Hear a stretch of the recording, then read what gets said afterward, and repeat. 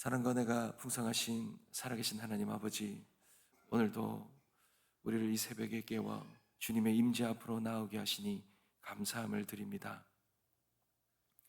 주님의 음성이 우리의 영혼을 살리고 주의 사랑이 우리의 마음을 회복함을 믿습니다. 아침에 주의 인자하심을 듣게 하시고 내가 주를 의뢰한다는 그 말씀처럼 오늘 우리의 삶에도 주님의 임자하심이 우리의 메마른 심령에도 그 충만하게 부어주셔서 오늘 주님만 바라보며 주님 믿음 안에서 충만해지는 오늘 이 새벽이 되어지게 하여 주옵소서.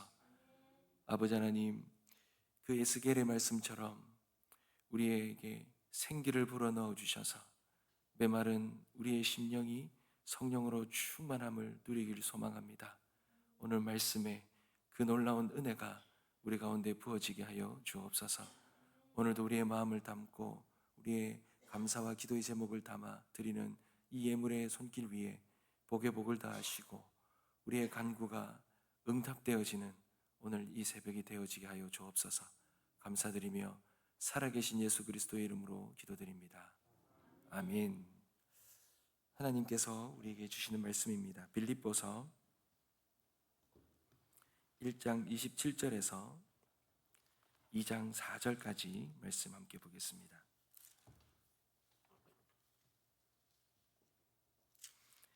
빌립보서 1장 27절에서 2장 4절 말씀입니다. 제가 먼저 읽겠습니다. 오직 너희는 그리스도의 복음에 합당하게 생활하라. 이는 내가 너희에게 가보나 떠나 있으나 너희가 한 마음으로 서서 한 뜻으로 복음의 신앙을 위하여 협력하는 것과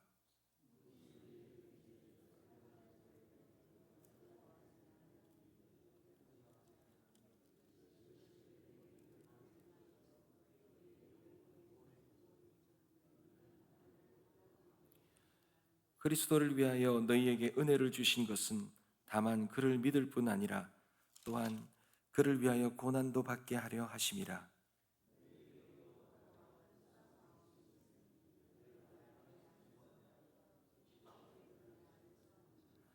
그러므로 그리스도 안에 무슨 권면이나 사랑의 무슨 위로나 성령의 무슨 교제나 긍휼이나 자비가 있거든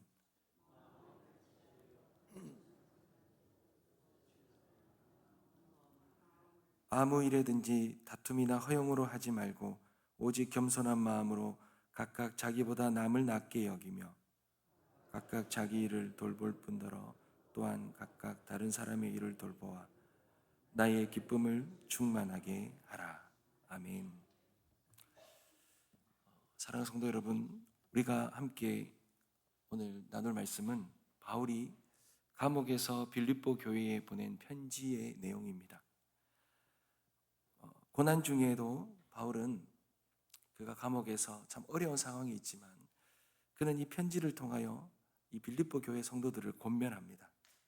그 권면의 내용이 27절 말씀이죠. 오직 너희는 그리스도의 복음에 합당하게 생활하라, 이렇게 말합니다. 여러분, 우리는 그리스도인이라는 이름으로 살아가죠. 그렇다는 것은 우리의 삶도 그리스도인의 이름에 합당한, 그리스도 이름에 합당한 삶을 살아간다. 우리는 그리스도의 삶을 본받아 살아간다. 그런 사람이다 라는 그런 뜻이 여기에 담겨 있습니다. 사랑하는 성도 여러분, 우리는 입술로 복음 복음이라고 참 말을 많이 합니다. 그러나 우리가 입술로 복음 복음이라고 말을 하는 것도 중요하지만 그보다 더 중요한 것은 우리가 그 복음에 합당한 삶을, 그 복음에 합당한 향기를 내고 살아가고 있느냐, 그것이 더 중요합니다. 여러분, 오늘 말씀은 우리가 복음에 합당한 삶의 모습이 어떠한 삶인가, 우리의 모습 속에 우리가 말하는 이 복음의 모습이 담겨 있는가, 그것을 우리가 복음에 합당한 삶이 무엇인지를 알 수 있는 그런 말씀입니다. 오늘 바울은 두 가지를 말하고 있습니다. 그 첫 번째의 모습이 함께 서서 함께 싸우는 그런 연합의 삶을 말하고 있습니다. 여러분, 바울은 복음에 합당하게 생활하라라고 말하면서 여기서 생활하라라는 이 헬라어 단어에 이 시민답게 행하다라는 그 뜻을 담아두었습니다. 빌립보 사람들은 자신들이 로마 시민이라는 것이 무척 자랑스러웠습니다. 그래서 바울은 말하지요. 여러분이 로마 시민권을 소중히 여기듯이 이제는 천국 시민으로서 그에 합당한 삶을 살아가라 이렇게 말합니다. 사랑하는 성도 여러분, 우리는 이 하늘나라의 시민입니다. 그렇다면 우리의 삶이 이 세상의 삶과는 구별되는 삶이죠. 하늘나라의 시민의 삶은 이 세상의 이 땅의 시민으로 살아가는 삶과는 구별되는 삶이 있다는 것입니다. 그 대표적인 삶이 바로 여러분 공동체의 연합입니다. 바울은 구체적으로 권면합니다. 27절에요. 한 마음으로 서서 한 뜻으로 복음의 신앙을 위하여 협력하라 이렇게 말합니다. 바울이 강조하는 것은 한 사람 한 사람의 개인의 경건이 아닙니다.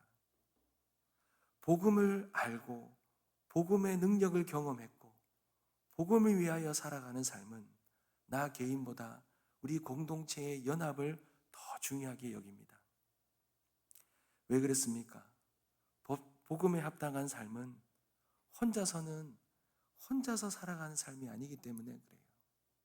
그리고 혼자서는 절대로 이 복음에 합당한 삶을 살아갈 수가 없는 것입니다. 함께 서서 함께 협력해야만 되는 삶이 복음에 합당한 삶인 것입니다.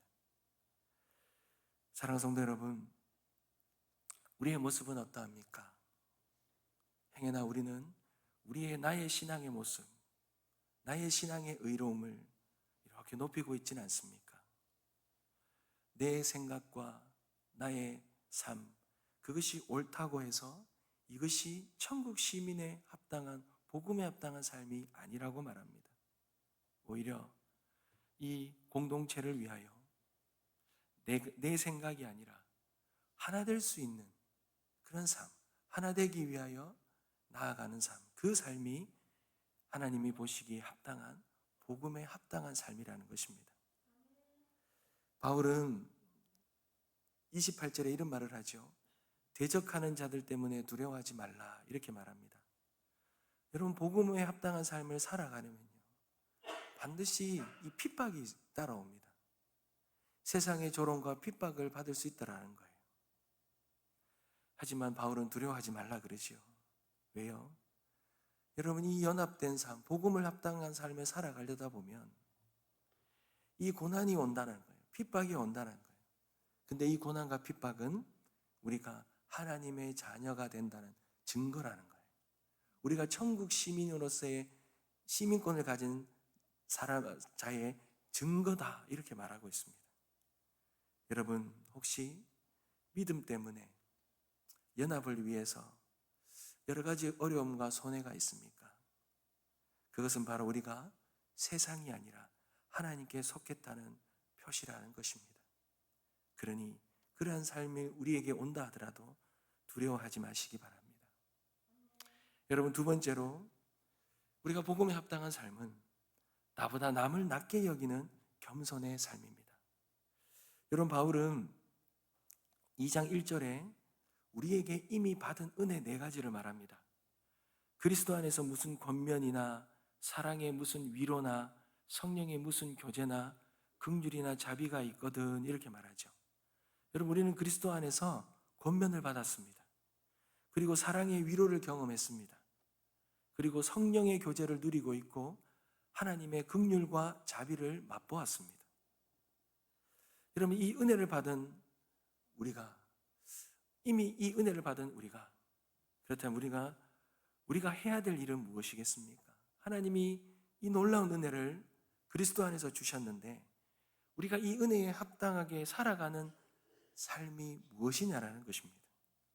바울은 2절에 이렇게 간절히 호소합니다. 마음을 같이하여 같은 사랑을 가지고 뜻을 합하여 한 마음을 품어 나의 기쁨을 충만하게 하라. 감옥에 갇힌 바울의 기쁨이 무엇입니까? 이 빌립보 교회가 외적으로 성장하는 것입니까? 이 빌립보 교회가 무언가 대단한 것을 세상적으로 이루는 것입니까? 여러분, 성경에는 교회의 위대함과 교회의 그 기쁨은 이런 수량적으로 수치적인 것으로 말하지 않습니다. 감옥에 갇혀 있는 이 복음을 위해 복음을 전하다가 감옥에 갇혀 있는 이 바울에게 기쁨이 되는 것은 무언가 그가 이 감옥에서 나갈 수 있다는 이 소식이 아니라 그가 전한 이 복음에 합당한 삶을 이 빌립보 교회가 살아가고 있다는 이 소식이 바울에게 큰 위로가 되었습니다. 그 소식은 무엇입니까? 교회가 연합하고 사랑으로 하나 된다라는 것입니다. 교회가 어려운 가운데서도 바울이 전한 이 복음을 붙들고 서로 연합하고 사랑한다는 그 소식이 바울에게 너무나 큰 위로가 되는 것입니다. 사랑하는 성도 여러분, 우리의 연합은 누군가에게 큰 기쁨이 되고 우리의 분열은 하나님의 마음을 아프게 합니다. 3절을 한번 보십시오. 오늘 우리에게 주는 가장 도전적인 말씀입니다. 다툼이나 허용으로 하지 말고 오직 겸손한 마음으로 각각 자기보다 남을 낮게 여기고 라고 말합니다.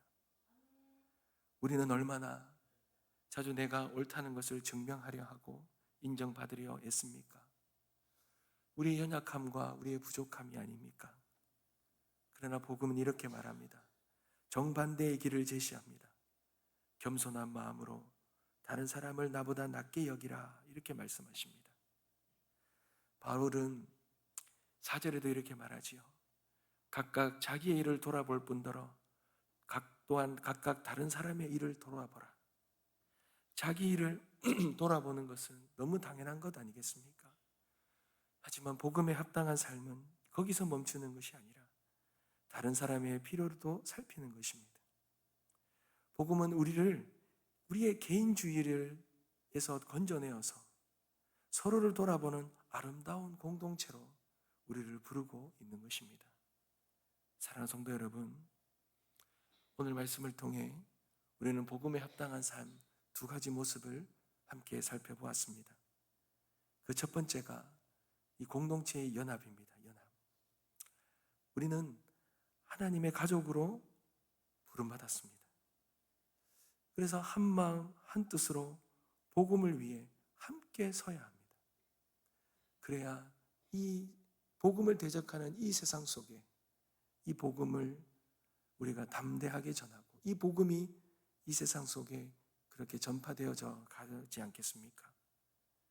두 번째가 그리스도의 마음으로 겸손히 섬기는 것입니다. 이기심과 허영을 버리고 다른 사람을 나보다 낮게 여기면서 서로의 필요를 돌아보는 것이지요. 우리는 오늘 이 말씀을 통해서 우리 스스로에게 질문을 던져보아야 합니다. 나는 지금 복음에 합당한 삶을 살아가고 있는가? 내 신앙이 나의 개인적인 경건에만 머물러 있지는 않은가? 이 교회 연합을 위해서 나는 무엇을 노력하며 어떠한 삶을 살아가고 있는가? 내 안에 그리스도의 겸손이 자라나고 있는가? 겸손한 마음으로 다른 사람을 섬기고 있지는 않는가? 아니면 내가 옳다는 것을 증명하려고 다투고 있지는 않는가?